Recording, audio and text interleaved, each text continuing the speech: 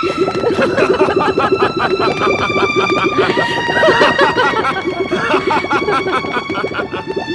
उबलते हुए तेल के कढ़ाओं में गिरने के पश्चात किसी का भी जीवित बचना असंभव है माता। आज प्रहलाद की मृत्यु निश्चित। और इसके साथ ही दैत्य शत्रु विष्णु की भक्ति का भी अंत हो जाएगा माता। नहीं स्वामी नहीं, ऐसा अनर्थ कौन पिता करता है? अरे प्रहलाद तो हमारे हृदय की शीतलता है, क्या आप उसे उबलते गर्म तेल में डाल देंगे?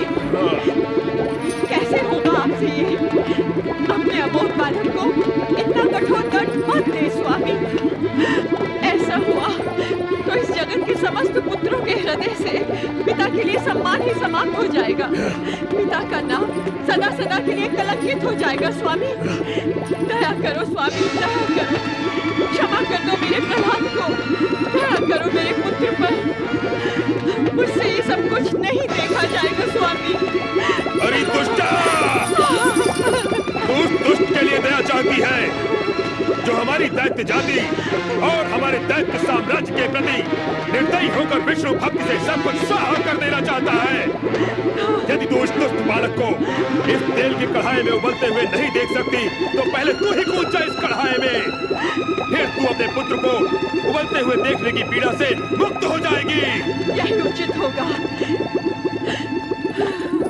अपने पुत्र से पहले उसकी माता को ही स्वाहा हो जाना चाहिए, ताकि वो पुत्र बलि के हृदय विदारक दृश्य को देखने से पहले मर सके।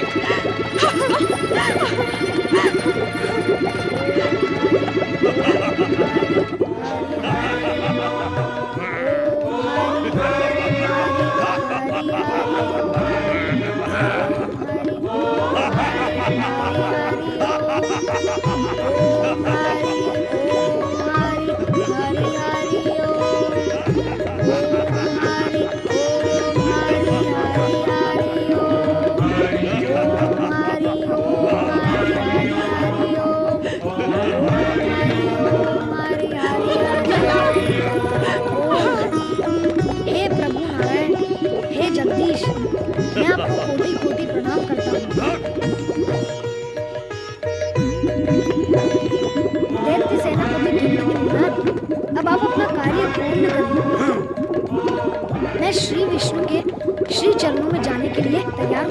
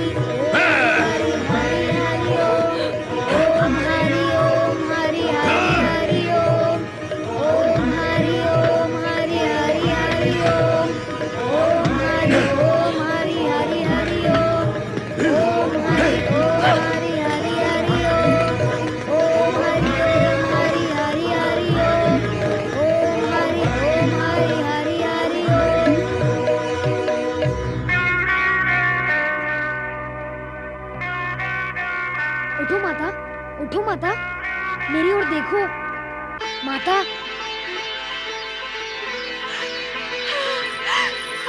प्रहलाद, मेरे पुत्र।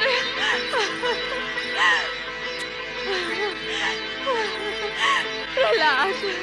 प्रहलाद मेरा परम शत्रु है, केवल मेरा ही नहीं अपितु समस्त दैत्य जाति का शत्रु है। दैत्य शत्रु का विनाश होना ही चाहिए, अन्यथा दैत्य जाति का पतन निश्चित है। भले ही प्रहलाद मेरा पुत्र है, किंतु इस विद्रोही पुत्र को मृत्यु के मुख में ढकेलना ही होगा। प्रहलाद का अंत करना ही होगा, उसका अंत करना ही होगा, अंत करना ही होगा, करना ही होगा। किस चिंता में डूबे हुए हो भैया? हमारी चिंता एक ही है होलिका, जिसे तुम अच्छी तरह जानती हो। प्रहलाद हमारा विद्रोही पुत्र, हमारा परम शत्रु। प्रहलाद जिसको हमने अनेकों बार मृत्यु के मुख में ढकेला, किंतु वो हर बार वहां से जीवित बच निकला। इस बार वो नहीं बचेगा भैया। क्या?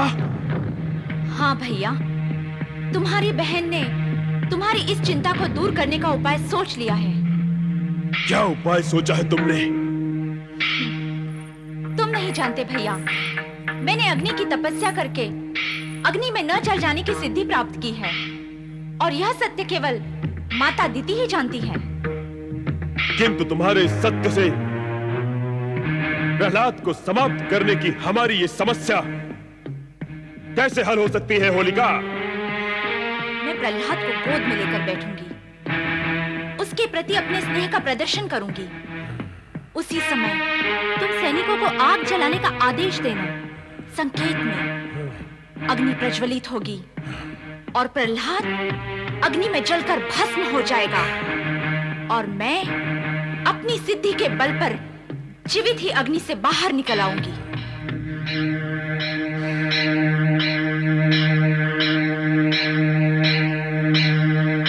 क्या हुआ भैया?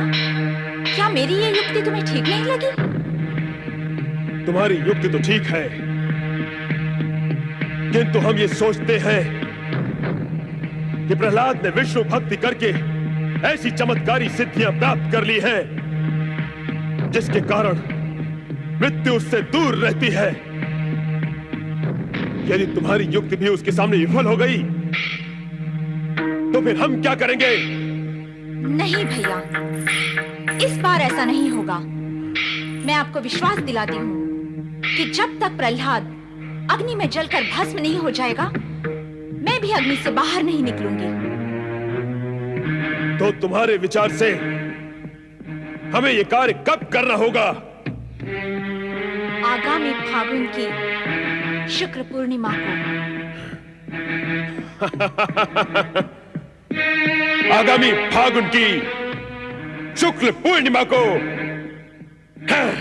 इतनी बड़ी चिता नहीं बच पाएगा प्रहलाद, नहीं बच पाएगा, नहीं बचेगा प्रहलाद, नहीं।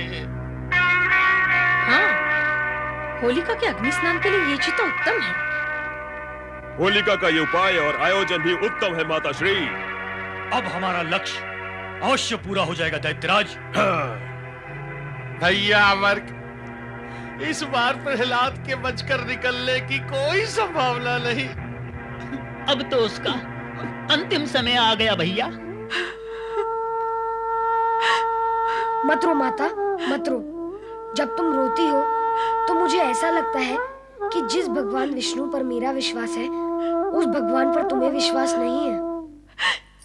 तेरे विश्वास से तेरी माँ के हृदय की कोमलता बड़ी है मेरे पुत्र।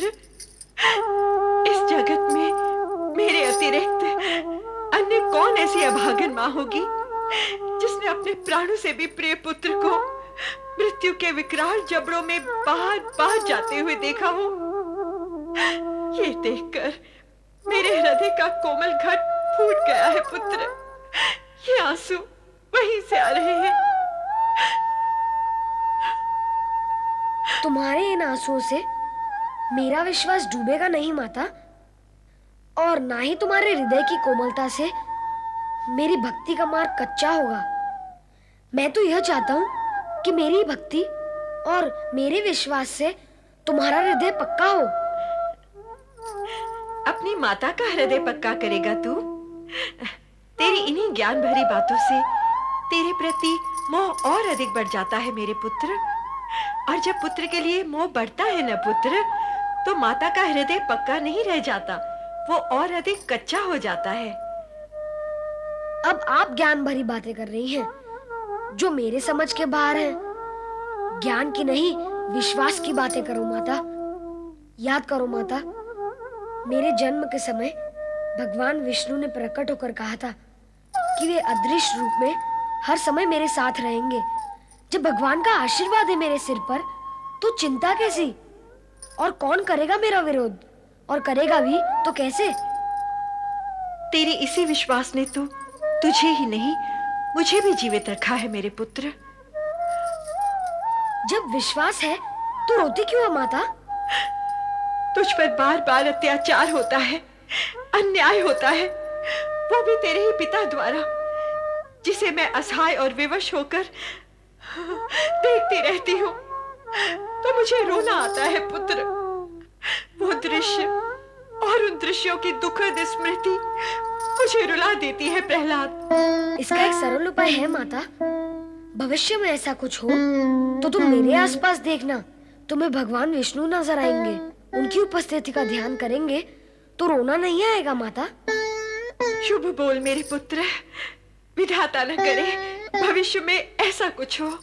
इतनी बार हुआ है तो फिर हो सकता है माता, इसमें चिंता कैसी? यदि हो जाए तो वही करना जो मैंने कहा है। मेरे आसपास भगवान विष्णु को देखना, वे दिखाई ही देंगे। बस समझ जाना, मेरा बाल भी नहीं बाका होगा। नहीं प्रहलाद, तू जितना विश्वास मुझ में नहीं है पुत्र।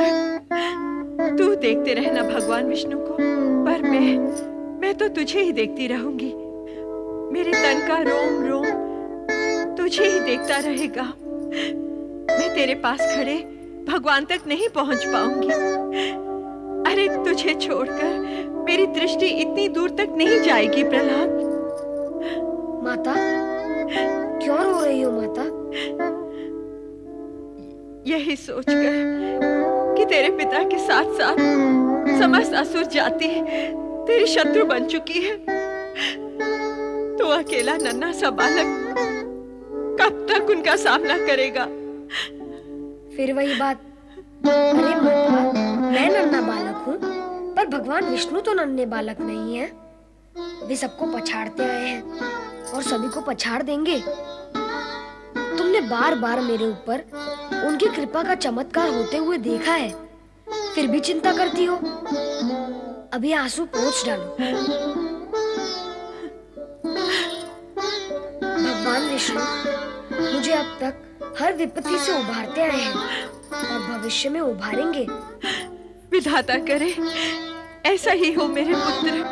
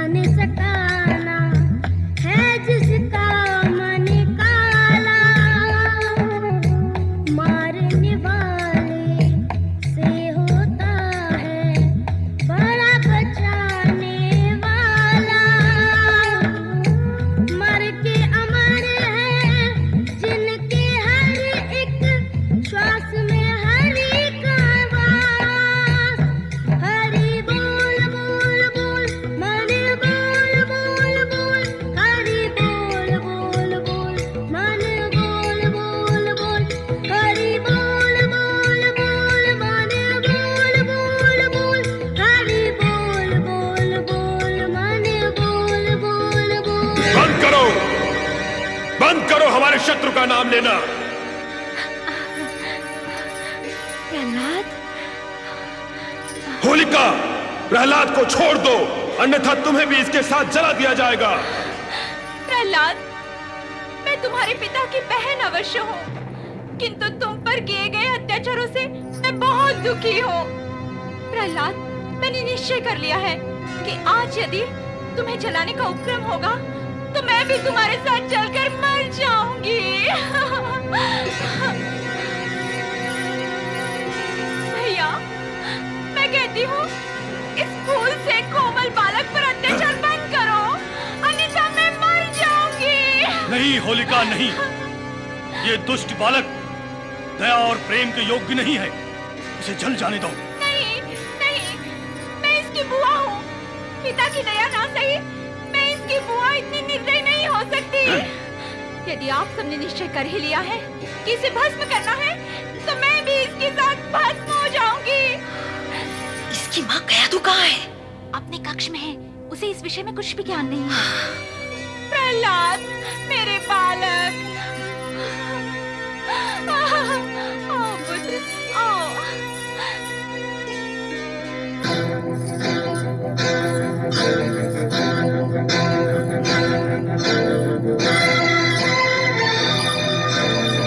एक बार फिर सोच लो होलिका, अब भी समय है, जलने मरने का विचार त्याग दो। नहीं भैया, मैं प्रहलाद पर अत्याचार होते नहीं देख सकती। प्रहलाद, प्रहलाद, प्रहलाद। सेनापति दुंदुभिनाथ, चिता में आग लगा दो।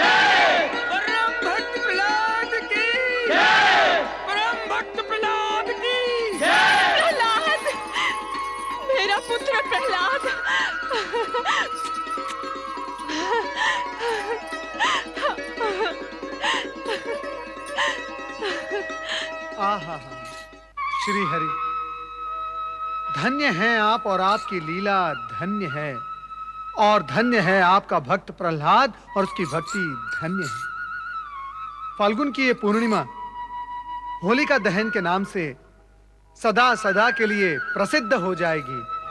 नारायण नारायण नारायण, भजमन नारायण नारायण नारायण। श्री हरि, बड़ी विचित्र है आपकी लीला। जिस प्रहलाद को जलाने का आयोजन था वो फूलों पर बैठा मिला, और जिसे ना जलने का वरदान प्राप्त था वो होलिका अग्नि में जलकर भस्म हो गई। धन्य है आप और आपकी लीला धन्य है। श्री हरि, आप ही की लीला के कारण भक्त प्रहलाद अग्नि से कुंदन की भांति निकल आए। नारद, लीला तो तुम्हारी भी कम विचित्र नहीं है। हमारे समक्ष हमारे भक्त प्रहलाद की भक्ति का गुणगान कर रहे हो और वहां होलिका की स्मृति में फाल्गुन शुक्ल पूर्णिमा को होलिका दहन का त्योहार घोषित कराए। प्रभु, तो क्या आप मेरी इस घोषणा से सहमत नहीं हैं? असहमत होकर हम इस सत्य को कैसे नकार दें? कैसा सत्य प्रभु? यही कि फाल्गुन शुक्ल पूर्णिमा के दिन दुष्ट शक्तियों का नाश व भक्ति की विजय का दिन माना व मनाया जाएगा। युगों युगों तक ये परंपरा चलती रहेगी। शुभ संकेत दिया प्रभु आपने, किंतु आप अब मुझे ये बताएं, भविष्य में क्या होगा? क्या होलिका दहन के पश्चात उसका भाई हिरण्यकश्यप सब कुछ मौन रहकर सहन कर पाएगा? बहुत चतुर हो नारद, हम पर भी अपनी लीला चलाए बिना नहीं चूकते। भविष्य जानने के लिए अतीत का पल्लू पकड़ लेते हो। अत्यधिक चतुर हो तुम। अब प्रभु, आपका भक्त चतुर नहीं तो क्या बुद्धू होगा? नारायण नारायण। हाँ तो प्रभु, मैं आपसे ये पूछ रहा था कि हिरण्यकश्यप क्या मौन रहकर सब कुछ सहन कर लेगा? कदापि नहीं। वो अपनी दैत्य दुष्वृत्ति के वशीभूत होकर और अधिक अत्याचारी हो जाएगा, अर्थात चरम सीमा पर पहुंच जाएगा, उस सीमा रेखा पर जहां पहुंचकर सर्वनाश निश्चित है। तुम्हारा अनुमान सही है नारद। अब वो समय समीप आ गया है जब शिव आज्ञा के अनुसार ब्रह्मा जी के वरदान की रक्षा करते हुए हमें वो विशेष कार्य करना ही होगा जिसके लिए हमें निर्धारित किया गया है। ये विशेष और निर्धारित कार्य क्या है प्रभु? इस विषय में आपने कुछ स्पष्ट नहीं किया।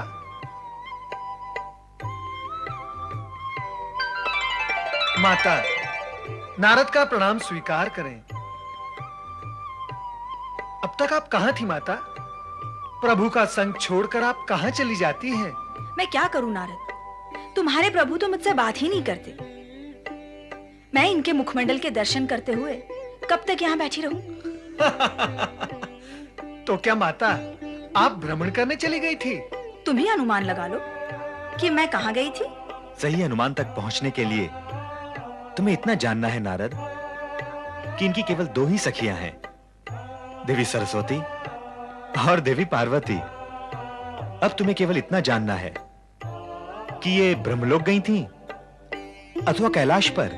इतना तो मैं विश्वास पूर्वक बता सकता हूं प्रभु कि माता ब्रह्मलोक कदापि नहीं गई थी, क्योंकि तुम्हारा विश्वास सत्य है नारद, क्योंकि ब्रह्मलोक के गंभीर वातावरण में किसी से चर्चा करना तो असंभव ही है। इसीलिए मैं अपनी सखी पार्वती से भोलेनाथ के विषय में पूछने गई थी। भगवान भोलेनाथ के विषय में?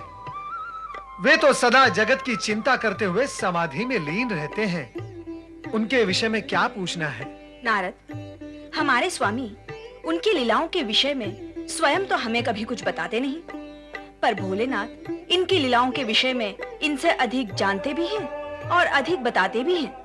इसलिए मैं अपनी सखी पार्वती से पूछने गई थी कि भविष्य में क्या होने वाला है। तो फिर क्या बताया माता पार्वती ने? उन्होंने जो बताया वो सुनकर तो मैं चकित रह गई। तो फिर मुझे भी चकित कर दो वो सब सुनाकर। उन्होंने बताया कि इस बार भगवान विष्णु भीषण और विकराल रूप धारण करेंगे, जिससे सारे जगत में भय व्याप्त हो जाएगा। श्री हरि, क्या ये सत्य है?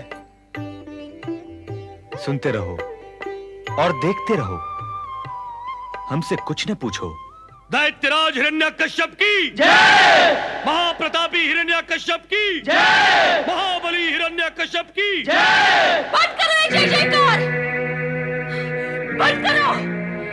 क्या बात है माता, आप इतने क्रोध में क्यों हैं? मैं तुमसे पूछती हूँ कि तुम क्रोध में क्यों नहीं हो? लाज नहीं आती तुम्हें मुझसे ऐसा प्रश्न करते हुए कि मैं क्रोध में क्यों हूँ? लाज नहीं आती तुम्हें अपनी ये जय जयकार सुनकर? कैसी जयकार? हाँ, क्या विजय प्राप्त की है तुमने? अरे तुम तो पराजित हुए हो अपने विद्रोही पुत्र प्रहलाद से। उसी के कारण तुमने अपनी बहन होलिका को भी खो दिया, और इतने पर भी तुम्हें तनिक भी शोक अथवा क्रोध नहीं है। उल्टा मुझसे प्रश्न पूछ रहे हो कि मैं क्रोध में क्यों हूँ। धिक्कार है ऐसी जय जयकार पर तुम्हें। शांत हो जाए माता। कैसे हो जाऊं शांत? शांति क्या तुम्हारी दासी है जिसे मेरे सर पर बैठा दोगे तो मैं शांत हो जाऊंगी? तो फिर आपके मन को शांत करने के लिए मैं क्या साधन करूं माता? जब तक तुम उस दुष्ट प्रहलाद और उसके भगवान विष्णु को दंडित नहीं करोगे तब तक मेरे इस जलते हृदय की ज्वाला शांत नहीं होगी, कदापि नहीं होगी। होलिका के दहन ने मेरे मन में प्रतिशोध की ज्वाला भड़का दी है दैत्यराज। मैं प्रहलाद से ना सही किंतु उसके आराध्य विष्णु से प्रतिशोध अवश्य लूंगा। है कहां वो दुष्ट अधम बालक प्रहलाद? हम उसे अभी इसी समय दंडित करेंगे। सैनिकों, गुप्तचरों, जाओ और जहां कहीं भी हो प्रहलाद को ढूंढकर हमारे सामने लेकर आओ। जाओ। ओम हरि ओम हरि हरि हरि ओम हरि ओम हरि ओम हरि ओम हरि हरि हरि ओम। पुत्र प्रहलाद, माता, कितना शांत और दिव्य वातावरण है इस आश्रम का। पर माता, बताओ कि तुम मुझे यहाँ लेकर क्यों आई हो? बताओ ना माता, तुम मुझे यहाँ लेकर क्यों आई हो? अब क्या बताऊं पुत्र, यहाँ आने और लाने का सत्य अत्यंत कटु है। देव ऋषि तो कहा करते हैं ना, सत्य मार्ग पर चलने वालों के लिए कटु सत्य मन, बुद्धि और आत्मा को बलवान बनाता है। कहो ना माता, क्या है वो सत्य? ये तो तू जानता ही है पुत्र कि स्वयं तेरे पिता तेरे प्राणों के शत्रु बन बैठे हैं। वो बार बार तुझे मृत्यु के मुख में धकेलना चाहते हैं। ये देखकर मेरा हृदय कांप उठता है। इसलिए मैंने तुझे उस भयावह आशंकित वातावरण और परिस्थिति से हटाकर यहाँ ले आना उचित समझा पुत्र। माता, धन तो माता पिता का धन होता है और उनके दिए हुए इस धन पर उनका पूरा अधिकार है। यदि पिताश्री इसे समाप्त कर देना चाहते हैं तो वो उनकी इच्छा है। चुप कर प्रहलाद, चुप कर। पिता की इच्छा होगी तो वे पुत्र को समाप्त कर देंगे, और माँ की इच्छा का क्या होगा?